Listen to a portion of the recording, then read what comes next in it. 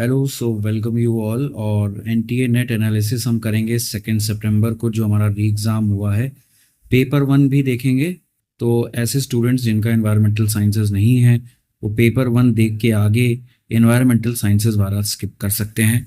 तो जल्दी से चलते हैं हम। तो देखिए, टेलीग्राम चैनल का लिंक नीचे आपको मिल जाएगा। पेपर वन और पेपर टू का कई क्विजेज हमने एग्ज़ाम के पहले कंडक्ट किए थे। अब क्योंकि कूलिंग पीरियड है एग्ज़ाम के बाद, तो अब हम कोशिश कर रहे हैं कि यूट्यूब के अपने लिंक और इसके अलावा जो हमारी जॉब्स हैं वो आपको दे रहे हैं पीएचडी एडमिशन्स के साथ। तो आप ज्वाइन कर सकते हैं इंस्टाग्राम पे भी हमें। तो देखिए, पेपर वन की अगर मैं बात करूं तो स्कूप एडू अंकल जो है, आप जानते हैं, जो एड अंकल है हमारा, इसकी वेबसाइट पर हमने जब देखा तो यहाँ पर आपको हम रिव्यू दिखा रहे हैं। एक्चुअली दूसरे प्लेटफॉर्म्स का भी रिव्यू देखना बहुत ज़रूरी है। हम अपनी चीज़ें आप पे नहीं थोपना चाहते। तो अगर आप इनका देखेंगे तो ये आपको साफ साफ बता रहे हैं। जो 2 सितंबर के लिए स्पेसिफिकली मैं यूजीसी नेट पेपर वन की बात कर रहा हूँ, तो आप देखेंगे कि टीचिंग एप्टीट्यूड में 7 से 8 क्वेश्चन है, easy to moderate. Research aptitude, reading comprehension, communication, ये सब 4 to 5 जा रहा है। मैथमेटिकल रीजनिंग 6 है, लॉजिकल रीजनिंग 5 to 6 है, डीआई 4 से 5, आईसीटी 3 से 4, पीपल एनवायरनमेंट 4, और हायर एजुकेशन सिस्टम और करंट अफेयर 3 से 4। ज़्यादातर इजी और मॉडरेट में जा रहे हैं। यूजीसी नेट पेपर वन इस बार काफ़ी इजी बताया जा रहा है या मॉडरेट बताया जा रहा है। देखिए, जो पढ़ते हैं उनके लिए ही इजी है। इसके अलावा अगर आप देखेंगे तो इनका भी जो टोटल 50 में से आउट ऑफ 50 क्वेश्चन अटेम्प्ट करने की बात कर रहे थे, वो लगभग ये कह रहे थे कि 40 तक आपको क्वेश्चन अटेम्प्ट करने चाहिए। आप देख सकते हैं 35+ इन्होंने प्रेडिक्ट किया है। इसके अलावा पीडब्ल्यू फिजिक्स वाला के अगर आप देखेंगे तो साफ साफ देखिए 2 सितंबर की बात ये कर रहे हैं। तो अगर आप यहाँ पर भी 2 सितंबर का देखेंगे तो ये जो फॉर्मेट है, ये जो पीछे हमने आपको दिखाया था हमारे स्कूप एड अंकल का, वो और ये लगभग लगभग सेम है। 1-2 क्वेश्चंस का ऊपर नीचे हो रहा है। ये भी प्रेडिक्ट कर रहे हैं 40 to 44, यानी पेपर वन इजी था तो ज़्यादा बच्चों ने अटेम्प्ट किया है। अब एक्यूरेसी कितनी गई है ये देखने वाली बात है। इसलिए हम भी पेपर वन में ज़्यादा अपनी कोई प्रेडिक्शन नहीं दे रहे हैं। और हमने भी जो पेपर एसेस किया है, मेरे हिसाब से 35+ तो बहुत अच्छे से जा सकता है। ये मैं 35 बता रहा हूँ अटेम्प्ट करने की बात। क्वालिटेटिवली अगर मैं बात करूँ तो 30+ आपका सही होना बहुत ज़्यादा ज़रूरी है। और मैं कहूँगा जिन्होंने 40 तक अटेम्प्ट किया है उनके 35 तो सही होने ही होने चाहिए। या अगर आपने अच्छे से एक्यूरेसी के साथ किया है तो आपने जितना अटेम्प्ट किया है 90-95% सही है, तो बहुत ही अच्छी बात है। अगर आप पेपर वन में इस दहलीज पे पहुंच गए हैं, मान लीजिए जिनका 30 भी सही है, 30 to 35 वो भी अच्छी जगह पर हैं। बात करते हैं अब अपने सबसे इम्पोर्टेंट यानी पेपर टू की। लेकिन उससे पहले हम कुछ क्वेश्चंस देख लेते हैं। बच्चे डीआई पे हमेशा जो प्रॉब्लमेटिक रहते हैं, तो देखिए अगर आप डीआई देखेंगे तो आप देखेंगे कि सिंपल थी, ये मनाली और कुल्लू से रिलेटेड थी। तो इसमें क्यूमुलेटिव इस बार डेटा दिया गया है। क्यूमुलेटिव मतलब नीचे वाला जो है ऊपर वाला जो है वो जोड़ के आपको बताया जा रहा है। अब जैसे पहला सवाल था, what is the ratio of number of visitors to Manali on Wednesday to number of visitors to Kullu on Thursday. देखिए, हम इसमें सॉल्यूशन नहीं बता रहे हैं। ऐसे सवाल जिन पे बच्चों ने हमसे क्वेरी की है उनको ही हम इसमें अटेम्प्ट करने की कोशिश करेंगे। तो देखिए, मैंने इसका जो सॉल्यूशन बनाया है वो आप देख सकते हैं। थोड़ा सा ये इसलिए टैबुलर है ताकि आपको समझ में आए। तो टोटल 4000 दिया था, ये डेज थे, ये क्यूमुलेटिव परसेंटेज था। हमें क्या करना था, सबसे पहले इंडिविजुअल परसेंटेज निकालना था। ये जो आप देख रहे हैं ऐसा साइन, इसका मतलब है माइनस किया गया है दोनों को। तो जब मंडे और ट्यूसडे यानी 15 और 40% को माइनस किया तो आया 25। 40 से 70 30, 70 to 80 10 और 100 to 80 20। तो ये वाला इंडिविजुअल कैसे बना आपको समझ में आ गया। अच्छा, टोटल कैसे निकाला, जब ये परसेंटेज आ गया इंडिविजुअल तो हमने क्या किया, इस परसेंटेज को का 4000 से निकालते गए। ठीक है, 1000, 1200 एंड 400 ऐसे निकाल लिया। अब टेबल में ही कुल्लू का और मनाली का क्या था, क्यूमुलेटिव दिया हुआ था। सॉरी, ये हमें दिया हुआ था। ठीक है, 360 1060। इससे हमें कुल्लू का इंडिविजुअल निकालने में आसानी हो गई। क्यों? क्योंकि हमने क्या किया, फिर से यहाँ पे क्यूमुलेटिव था तो क्यूमुलेटिव को नॉर्मल करने के लिए ऊपर को नीचे से माइनस करते हैं। सिंपल 1060 को हमने 360 से माइनस किया। तो हमारा क्या आ गया, 700 आ गया। तो ऐसे करके हम इस टेबल कॉलम को निकाल लेते हैं। और जब ये हमारी निकल गई, ये निकल गई, टोटल निकल गया, कुल्लू है, टोटल है, माइनस करके मनाली निकाल लेंगे। और इसके बाद आप अपने जितने भी क्वेश्चंस थे इंडिविजुअली, इसका इस दिन से रेशियो, 20% फॉरेनर है, ऐसा है, वो है। लेकिन सबसे इंपॉर्टेंट बात जो थी वो बच्चों ये थी कि आपको प्राइमा फेसी ये जरूर निकालना था। तो क्यूमुलेटिव का कॉन्सेप्ट कई लोग फंसे हैं इसमें, कोई बात नहीं, आप कम से कम इस बार तो चीज़ों को देखिए, सॉल्यूशंस को देखिए। और अगर आप हमें कमेंट करेंगे तो हम पूरा सॉल्यूशन एक एक क्वेश्चन का भी बता देंगे। ये आप देख सकते हैं वाइगॉट्स की जो थियरी थी हमारी, इसके बारे में बताया गया है। सिंपल, जिसको ये थियरी आती होगी उसका करेक्ट होगा, जिसको नहीं आती होगी उसने नहीं किया होगा। रशियन ये थे हमारे और इन्होंने इसको दिया था।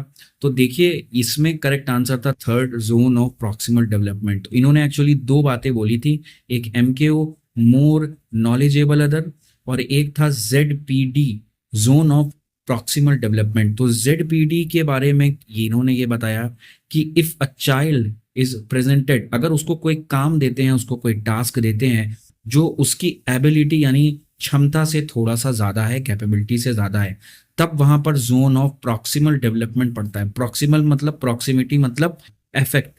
तो अगर उसके साथ उसके गाइड हैं, उसके टीचर हैं, आपके साथ जैसे आपके गाइड होते हैं मास्टर्स में, पीएचडी में, ऐसे ही किसी छोटे स्टूडेंट के साथ उसके टीचर हैं, तो क्या होता है कि उसको वो जो असिस्टेंस मिलता है उस वजह से वो थोड़ा सा अच्छा आउट परफॉर्म करता है और वो एक नॉलेजेबल पर्सन बन जाता है।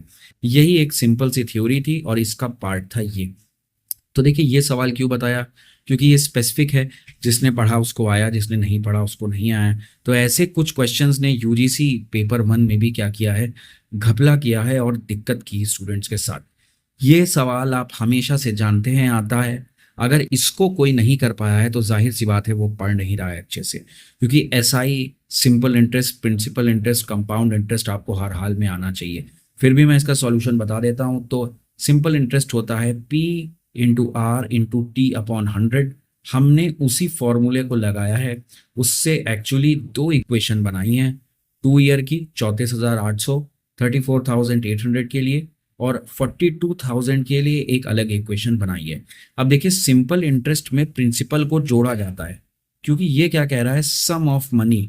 सम ऑफ मनी मतलब प्रिंसिपल प्लस सिंपल इंटरेस्ट, इसलिए यहाँ पर P ऐड किया जा रहा है, ध्यान से सुनिएगा। और इन दोनों को सब्ट्रैक्ट करेंगे जब, तो P इंटू आर आ जाएगा। अब आप कहेंगे ये क्या निकाल के कर रहे हो, तो P इंटू आर निकाल के किसी भी इक्वेशन में भाई साहब रख दीजिए। जैसे ही आप रख देंगे तो आपके पास एक वैल्यू आ जाएगी और उसके बाद आपको क्या करना है, सम ऑफ मनी निकालने के लिए P फिर से निकालना पड़ेगा। ठीक है, तो ये इक्वेशन आप सॉल्व करिए, आपको आंसर मिल जाएगा। फिर भी कोई दिक्कत है तो ज़रूर बताइए। पेपर 1 को हम जल्दी से सबमिट करते हैं ताकि वीडियो लंबा ना हो। की टेक अवे क्या है, देखिए PYQ से चीज़ें आ रही हैं, जाहिर तौर पर आ रही है, लेकिन कुछ नए एरियाज को एनटीए मिक्स कर रहा है। अब एनटीए इतना बेवकूफ़ नहीं रह गया है कि आप पूरा का पूरा पेपर अच्छे से कर सकते हैं।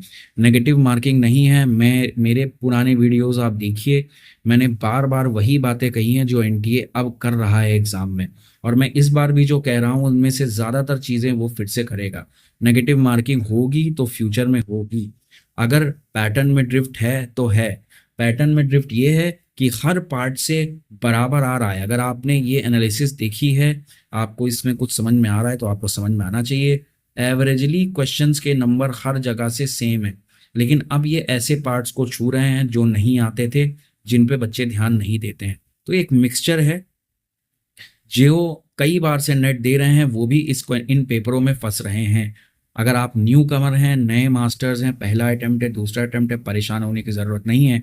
लेकिन अगर आप प्रीवियस गलतियों से सीख नहीं रहे हैं तो फिर ये आपकी बहुत बड़ी गलती है। तो पैटर्न में ड्रिफ्ट क्या है कि एक स्लाइड पैटर्न एनटीए करता जा रहा है, पुराने और नए का मिक्सचर आएगा। ध्यान से समझिए, पीवाईक्यू को पकड़ना पड़ेगा और नए टॉपिक्स को समझना अच्छे से पड़ेगा। और 35 प्लस का गोल इस बार जाते दिख रहा है यूजीसी नेट पेपर 1 में। पहले मैं बच्चों से कहता था 30 से ज़्यादा अच्छे सवाल कर ले, आपका काम बन जाएगा। अब शायद मुझे भी चेंज करना पड़ेगा और ये 35 प्लस जा रहा है। दूसरी बात है, ये जो सवाल है जैसे आप देख सकते हैं, which one of the following is used as a reference in global warming potential, Swayam, portal, तो ये घिसे पिटे सवाल हैं, पहले भी आ चुके हैं। अगर आप इनको कर रहे हैं तो इसका मतलब आपके कम से कम 25 सवाल तो अच्छे से हो जाने चाहिए थे। फर्स्ट न्यू कमर के लिए भी मैं ये बात कह रहा हूँ पेपर 1 में, क्योंकि पीवाईक्यू से बहुत सी चीज़ें आ रही हैं। चलिए हम चलते हैं इन्वायरमेंटल साइंस पर, इससे पहले कि लेट हो तो ये एक बार देख लेते हैं जो कि हमारा पुराना फंडा है। दिसंबर की कट ऑफ आप देखेंगे तो दिसंबर में अलग तरह की स्थिति थी, पेपर अलग आया था और कट ऑफ भी अलग गई थी। हम भी प्रयास करेंगे इस बार कुछ प्रेडिक्टेड दे, जैसे कि हम हर बार देते हैं, और क्वेश्चंस को भी थोड़ा सा देखेंगे। चलिए, तो ये एक सवाल था जो काफ़ी खतरनाक था, तो हम इनको टर्म देंगे हॉट। हॉट का मतलब क्या है? हाई ऑर्डर थिंकिंग क्वेश्चंस, ठीक है। हॉट का मतलब रहेगा हाई ऑर्डर थिंकिंग, वो वाला हॉट मत सोचिएगा। तो ये क्वेश्चंस हम कुछ बताएंगे आपको। स्पेक्ट्रल एक्टिनिक फ्लक्स, देखिए स्पेक्ट्रल एक्टिनिक फ्लक्स को आपकी यूनिट बतानी है, तो मैं बिल्कुल दावे से कह सकता हूं कि 90% बच्चों को पता ही नहीं होगा कि ये क्या है, ठीक है। फ्लक्स से कुछ हल्का डाउट हुआ होगा, आइडिया हुआ होगा, लेकिन स्पेक्ट्रल एक्टिनिक फ्लक्स एग्जैक्ट नहीं पता होगा 90% लोगों को, ठीक है। तो देखिए होता क्या है कि जिनको पता भी होगा, कुछ लोगों को वो कंफ्यूज हो गए होंगे। एक शब्द है इरेडियंस में, तो इसके लिए आपको पता करना होगा। यूनिट से पहले समझ लेते हैं इसे एक बार, क्योंकि देखिए मेरी आदत है जब तक समझाऊंगा नहीं तब तक मैं आगे नहीं बढ़ूंगा। इरेडियंस और एक्टिनिक फ्लक्स में एक डिफरेंस है, समझते हैं। देखिए जो इरेडियंस है वो क्या होता है, इसमें जो फोटॉन्स होते हैं, ठीक है, photons are weighed with cosine of angle of incidence. यानी जब इरेडियंस को हम मापते हैं, मेजर करते हैं, तो फोटॉन्स किस एंगल से आ रहा है ये बहुत इंपॉर्टेंट है। इसीलिए यहाँ पे आप डायग्राम देखिए कैसा है, ऐसा, ये एंगल पर निर्भर करता है। ध्यान रखिए, जब इरेडियंस कम होती है तो हीट अर्थ पर कम हो जाती है कि नहीं हो जाती है? बिल्कुल हो जाती है, क्योंकि इरेडियंस एंगल पर निर्भर करता है। लेकिन उसका जो दूसरा भाई जो हमारे सवाल में है, एक्टिनिक फ्लक्स डेंसिटी, ये एक आइसोट्रॉपिकल प्रॉपर्टी है। आइसोट्रॉपिक मतलब रिगार्डलेस ऑफ डायरेक्शन, डायरेक्शन से कोई लेना देना नहीं है। आप नॉर्थ से मुक्का मारिए, साउथ से मारिए, ईस्ट से मारिए, वेस्ट से मारिए, मुक्के की इंटेंसिटी वही होगी। तो यही कहता है एक्टिनिक फ्लक्स डेंसिटी। इसमें फोटोन कहीं से भी आए, डेंसिटी इक्वली रिप्रेजेंटेटिव होती है। और डिटेल में हल्का सा जाते हैं तो देखिए स्पेक्ट्रल एक्टिनिक फ्लक्स क्या है, क्वांटिटी ऑफ रेडिएंट एनर्जी। अब आप कहेंगे इरेडियंस भी रेडिएंट एनर्जी है, इसीलिए तो मैंने आपको बताया कि दोनों में कंफ्यूजन है। At a specific wavelength that is available to initiate photochemical reaction. सबसे ज्यादा इंपॉर्टेंट बात, इरेडियंस से ये ऐसे अलग है। ये वो रेडिएशन है, वो रेडिएंट एनर्जी है जो फोटोकेमिकल रिएक्शंस करती है। तो अगर आप ऐसा कुछ कर्व देखेंगे जो ब्लैक बॉडी और सोलर इरेडियंस का है, तो एक्टिनिक फ्लक्स ये आपको दिखेगा। ये वो है जो रिएक्शंस को इनिशिएट करता है। तो इसकी जो यूनिट है वेबर पर मीटर स्क्वायर पर नैनोमीटर है। क्योंकि अगर आपको समझ में आ रहा होगा तो एनर्जी है, एनर्जी बिल्कुल है, और साथ में वेवलेंथ की कहानी भी है। इस वेवलेंथ की वजह से ही यहाँ पर भी क्या है, मीटर, नैनोमीटर और ये सब यूनिट आ रही है। मीटर स्क्वायर आपको समझ में आ जाना चाहिए कि ये एरिया की वजह से है, ठीक है। बात समझ में आ रही है आपको। स्पेक्ट्रल, अब आप शब्द पे जाएंगे तो स्पेक्ट्रल मतलब 3D कुछ बात हो रही है स्पेक्ट्रल की। फ्लक्स मतलब होता है फ्लो, तो आपको हल्का हल्का आइडिया इससे मिल सकता था। चलिए आगे चलते हैं। ये मैच द लिस्ट था, ये कितनी बार आ चुका है, ANOVA X square Z test. इसमें एक मैन विटने जो था वो मान सकते हैं थोड़ा सा नया था, तो इसमें थोड़ी सी दिक्कत अगर हुई हो, लेकिन फिर भी बाकी 3 अगर आप जानते होंगे। अब एनोवा, ऐसा आदमी जो ना जानता हो इस प्राणी, वो ऐसा प्राणी जो ना जानता हो कि मीन्स होता है इससे, तो फिर उसका मैं कुछ भी नहीं कर सकता। तो ये घिसे पिटे क्वेश्चन आए थे। ये थोड़ा सा सवाल, जैसे अब तक लिग्नाइट, बिटुमिनस और वो सब पूछते थे, ये अब इन्होंने हल्का सा चेंज करके स्पेसिफिक पूछ लिया कि इन कोल्ड फील्ड में भैया कौन सा है। तो ये मैं मान सकता हूँ थोड़ा सा स्पेसिफिक है, हो सकता है किसी का सही हुआ हो, किसका गलत। लेकिन मैं आपको बताना चाहता हूँ कि लिग्नाइट हमारा लो क्वालिटी होता है, कोल पता होगा आपको, बिटुमिनस हाई क्वालिटी है। और इसका जो करेक्ट आंसर था वो था तालचर उड़ीसा, ठीक है। इसके अलावा जो हमारी लिग्नाइट की ज़्यादातर रिजर्व है वो तमिलनाडु में मिलती है। नेवियली जो हमारा है वहाँ पर राजस्थान में है, गुजरात में है, थोड़ा बहुत तालचर में है, तो इन्होंने वो पकड़ लिया है। बाकी तीनों जगह ब्यूटिमिनस की है। तो आप देखिए कितना स्पेसिफिक आपको पढ़ना पड़ेगा, बहुत स्पेसिफिक जाना पड़ेगा, नहीं अब कुछ हो नहीं सकता आपका। सिर्फ लिग्नाइट ब्यूटिमिनस जानने से, 4 तरह के कोल टाइप जानने से काम नहीं चलेगा।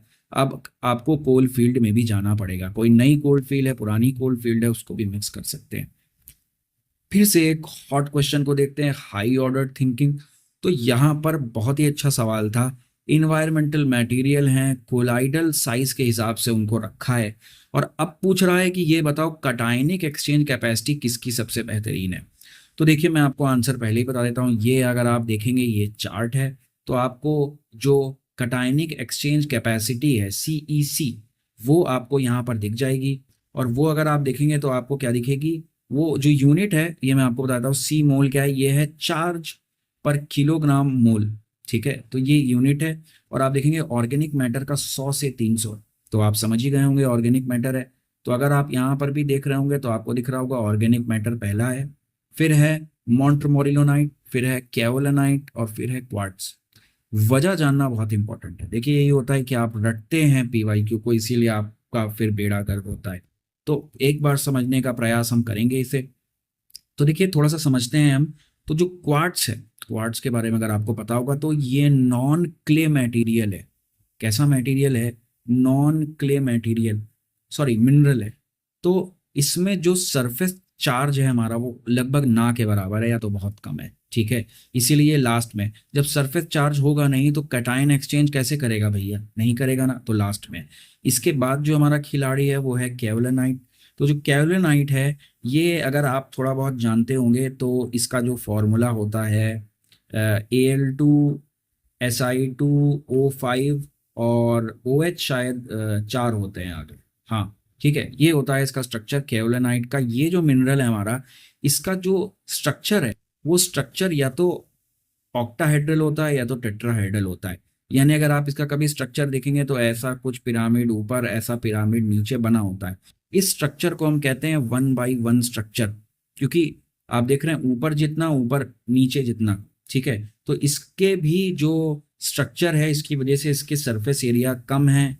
और एक्सचेंज साइट जो है, एक्सचेंज साइट क्यों कह रहा हूँ, क्योंकि देखिए कटायन एक्सचेंज है, मतलब ये अपना कटायन किसी को देता है और किसी और का लेता है, तो एक्सचेंज करेगा तो इसको साइट चाहिए, जगह चाहिए। और इस वजह से क्या है कि ये 3rd रैंक पर है। उसके बाद जो हमारे भाई साहब हैं मॉन्टमोरिलोनाइट, ये जो हैं इनका स्ट्रक्चर जो होता है, मैं इसका फॉर्मूला नहीं बता रहा हूँ आपको, नहीं फिर लंबा जाएगा। 2:1 है, ठीक है। हमारे केवलेनाइट से ज़्यादा है तो इनके पास ज़्यादा सरफेस एरिया है, ज़्यादा एक्सचेंज रेट है। और जो ऑर्गेनिक मैटर है वो हमारे सबसे खतरनाक है, क्योंकि उनके पास बहुत सारी साइट्स होती हैं, न्यूमरस ऑफ साइट्स हैं, एक्सचेंज साइट और सरफेस एरिया ज़्यादा होता है। बेसिक कॉन्सेप्ट है। तो ये हॉट क्वेश्चन अगर आप नहीं कर पाए हैं, गलत हो गया तो मैं मान सकता हूँ। ये देखिए फिर से, ये फॉर्मूला आपको याद होना चाहिए, रटा होना चाहिए कि अगर आपको ये निकालना है तो आप कैसे निकालेंगे। तो इसके लिए आपको पता है कि जो हमारा मीन है +-z इंटू ये हमारा एरर है, एरर 0.1 दिया है। 95% पे अगर आपको नहीं याद है तो वैल्यू 1.96 होती है। कितनी बार का है इसको याद कर लीजिए, और इस फॉर्मूले से छोटे से आपको आंसर मिल जाता। मैं आंसर नहीं बताने वाला हूँ। ये सवाल फिर से थोड़ा सा हद से बाहर आ गया, अलग आ गया। इसके लिए मैं आपको थोड़ा सा बताना चाहता हूँ कि ये हमारा वेदरिंग रॉक फॉर्मेशन, उसकी कहानी आ गई। यहाँ पे अलग अलग प्रोसेस हैं। अगर इसमें आपको 2 एक प्रोसेस भी आते होते तो आप जो हमारा एलिमिनेशन प्रोसेस है, जो मैंने आपको कई बार बताया, उससे आप कर लेते। देखिए अगर आप मेरे पुराने प्रीवियस एनालिसिस वीडियो देखेंगे तो आपका नुकसान नहीं होगा, उसमें आपको कुछ और कॉन्सेप्ट क्लियर होंगे, प्लस आपको तरीका भी पता लगेगा। समय मिले तो आप उसे देख सकते हैं। बहरहाल हम इस पे आते हैं। इसका जो आंसर है देखिए वो है एक्सफोलेशन। तो मैं आपको एक डायग्राम से बता देता हूँ सिंपल। एक्सफोलेशन क्या है, ये एक मान लीजिए रॉक था हमारा ग्रेनाइट, सूर्य देवता आते हैं, सन हीट एक्यूमुलेट होता है, और डायरेक्ट हीटिंग के बाद रात में क्या होता है, कूल हो जाता है। तो आपको पता है कि क्रैक्स आएंगे उसमें, वो टूटेगा या चिटकेगा, तो चिटकने लगता है, क्रैक आ जाते हैं। और फिर एक्सफोलेशन यानी एक्सपेंशन और कॉन्ट्रैक्शन, एक्सपेंशन और कॉन्ट्रैक्शन, इस कॉन्टिन्यूस प्रोसेस की वजह से ये टूटने लगता है, ठीक है। तो यही बात हो रही थी यहाँ पर। लेकिन फ्रॉज वेजिंग, जैसे अगर आपको फ्रॉज वेजिंग नहीं पता है तो मैं बताता हूँ फ्रॉज वेजिंग क्या है। ये इसमें पानी आ गया, अब वो ठंडा हो गया और उस आइस की वजह से ये रॉक ब्रेक हो गया। लीचिंग आपको पता है, डिसइंटीग्रेशन आपको पता है। तो देखिए सिंपल है, इतना भी कठिन नहीं है इन ऑप्शंस को डिकोड करना अगर आपको एक दो पता है, लेकिन आपको वास्ट पढ़ना पड़ेगा। अब वो एक अरिहंत की बुक लेके आप नहीं पढ़ सकते, आपको हर टॉपिक को क्लियर करना होगा कॉन्सेप्ट पे, जिस पे मैं हर बार बात करता हूँ।